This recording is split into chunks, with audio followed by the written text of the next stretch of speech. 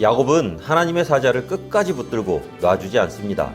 정말 처절할 정도로 기도한 거예요. 얼마나 지독할 정도로 매달렸는지 하나님의 사자가 허벅지 관절을 쳐서 부러뜨리는 그런 극심한 고통 가운데서도 놔주지 않았는데요. 그토록 처절하게 말 그대로 목숨 걸고 기도한 이유는 하나님의 축복을 받기 위해 그 은혜를 간구하면서 포기하지 않았던 것입니다. 많은 성도들이 하나님께서 기도를 들어주실 것을 믿고 기도합니다. 하지만 문제는 항상 기도가 즉시 응답되지는 않는다는 거예요.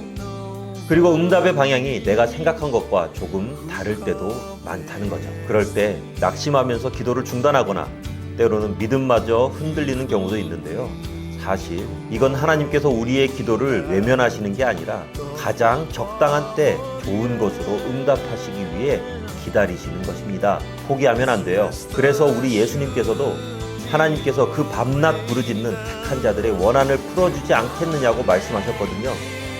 그 기도가 욕심과 욕망을 채우기 위한 삐뚤어진 기도가 아니라면 하나님께서는 반드시 응답해 주심을 믿으시기 바랍니다. 그리고 28절을 보면 하나님의 사자는 축복을 간청하는 야곱을 향해서 이제부터는 이름을 야곱이 아니라 이스라엘이라 부를 것이라고 합니다. 이름이 바뀐다는 것, 이건 이전의 삶과 완전히 달라지는 새로운 삶을 의미하는 건데요. 이름이란 게 어떤 사람을 지정하는 호칭에서 끝나는 게 아니라 그 사람의 인격과 삶을 반영하기 때문입니다.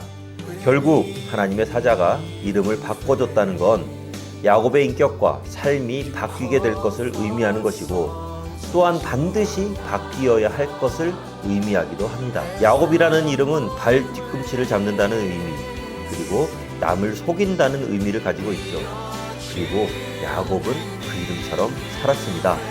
하지만 하나님의 사자가 하나님과 겨루어 이겼다라는 뜻의 이스라엘이라는 이름을 주므로 이제 야곱은 하나님과 겨뤄 이긴 것처럼 세상을 향해 죄악과 싸워 믿음으로 승리하는 삶을 살아가게 된 것입니다.